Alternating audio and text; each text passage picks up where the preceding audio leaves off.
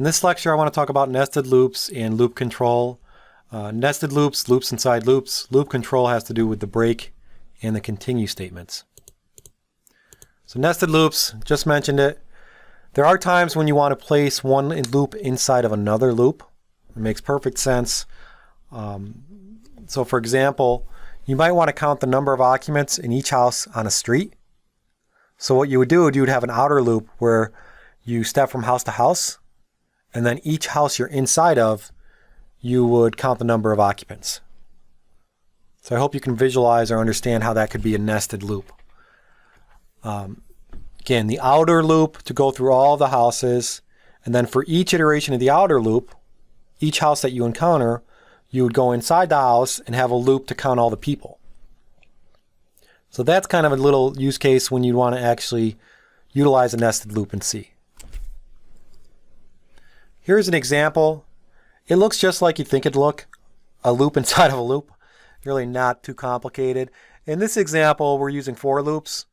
For loops are nice, right? Because we can initialize the loop control variable, have our condition check, and our modification loop control variable all in one line. So this outer loop, and we refer to it as the outer and inner loop. The outer loop is exactly what it implies. It's a loop on the outside. And you could have many, many different layers of nesting. You could have an outer, inner, many inner loops. In this case, we're going through this counter-controlled loop. We're starting at 1 and we're going all the way to count.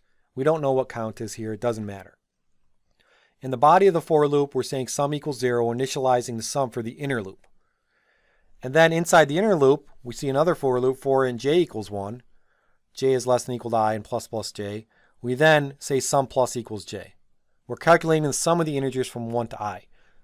So what this is actually doing is you're entering a number 5, and for the first iteration of the loop, you're summing 1, 2, 3, 4, and 5. For the next iteration of the loop, you're summing 2, 3, 4, 5.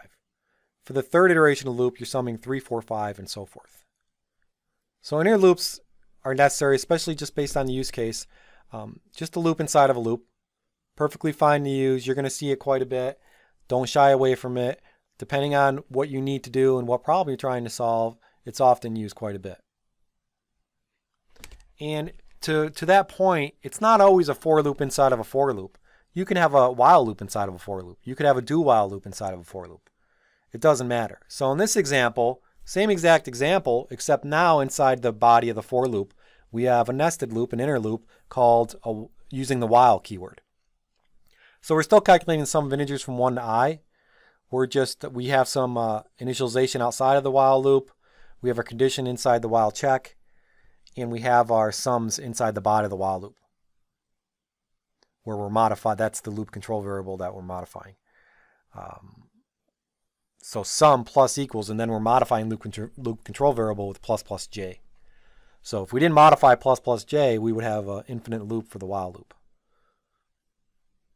But it's doing the same output. It's just using a while loop as a nested loop instead of the for loop. So the nesting isn't really any different from when you're nesting anything. You nested if statements inside of if statements, nested loop statements, loops inside of loops. To get away from the nested loops concept, let's talk about the continue statement. Up until this point, when we've talked about loops, we've always executed the loop a number of times based on the exit condition, the Boolean expression that evaluates to false. However, there are times when you want to specifically end a loop early, or you want to continue on the next iteration of the loop without doing anything.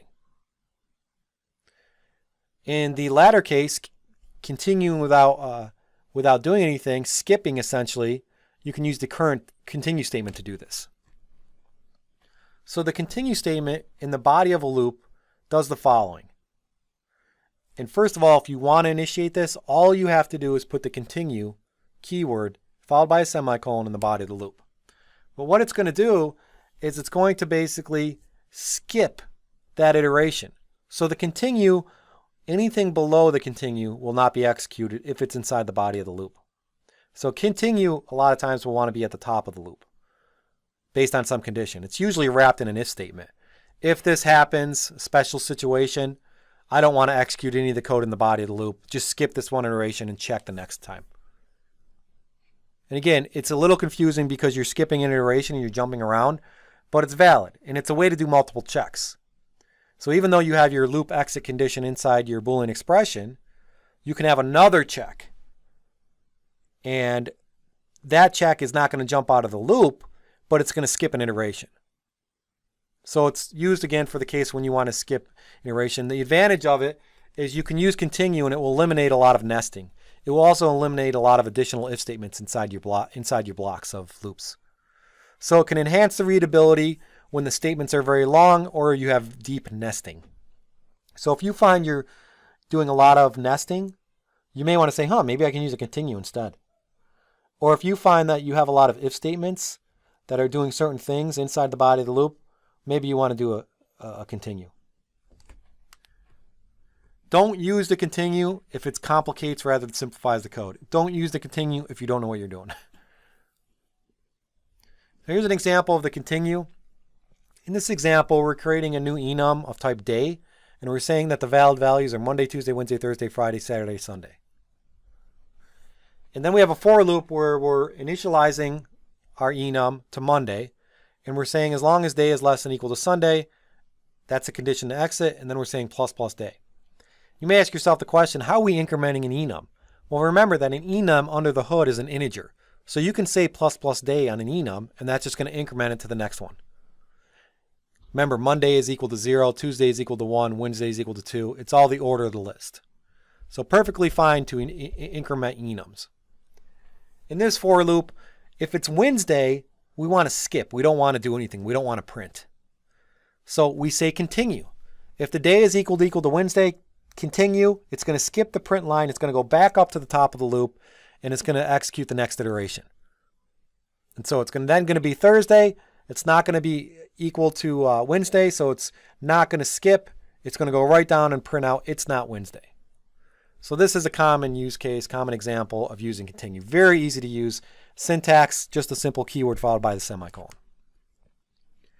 The other case where you may want to do something weird in the loop is if you want to exit early.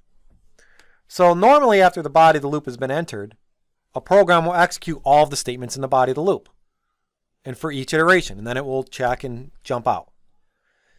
And we know how the continue works, which is doing a little different. It's skipping. There's another statement that can alter the execution of all the statements in the loop. It's called the break. And this should be somewhat familiar because we used the break keyword when we talked about the switch statement. Remember when we had our cases, we would break out of cases that way. Well, you can also use the break keyword inside of a loop. And what this will do is it will just jump out of the loop. So the break statement is going to cause the program to immediately exit from the loop it is executing. Statements in the loop are skipped and the execution of the loop is terminated. So you're just jumping out of the loop. You're exiting early. If the break statement is inside nested loops, it's only going to affect the innermost loop containing it. You're only going to jump out of the loop that you're in. And to do this, you use the keyword break followed by a semicolon. Break is often used to leave a loop when there are two separate reasons to leave. So earlier I mentioned that you may have another reason where you want to skip an iteration, but if there's two reasons, two conditions where you want to jump out of a loop, you can use a break. If you only have one condition, then it's just the condition inside the loop itself, inside the parentheses of the while, or the second, before the second semicolon in the for loop. Break is also used in switch statements, as I mentioned, so I just wanted to remind you of that. Don't get them confused. They essentially do the same things, though. They jump out of code. Break in a switch statement will jump out of that switch statement entirely. Break in a loop will jump out of that loop. Well, here's an example. We have a while loop. We're printing out some integers. We're reading in some integers. We have a nested while loop. Inside the nested while loop, we check what was entered, and if it's greater than 100, we want to jump out of that inner loop. So we do. Then, in the outer loop, we have to do another check. If it's greater than 100, we break out of that outer loop. If you didn't have the break in the second break, you would never jump out of the second outer loop. So in this case, this reminds me of a place where you could use a goto. Imagine if you had 5 layers of nesting. While loop inside a while loop inside a while loop inside a while loop inside a while loop. if you would just use the break to try to jump out of loops, you would have all these if statements in each loop to jump out. Instead of doing all those if statements, you could have a goto. The goto would jump out of all the loops in one single command. So that's a use case for a goto. But in this case, we're just demonstrating breaks, and make sure you understand you're just breaking out of that loop that you're inside of. And in this case, we're breaking out of two loops. So these are the two examples, the two keywords where you can essentially not repeat code of what you expect it to. So if you ever see a break or a continue in the loop, make sure you understand what's going on, because you may not be executing certain code that you think is going to be executed. Again, usually wrapped inside of an if condition. So you can look at it that way. But you also want to provide good comments when you use break or continues.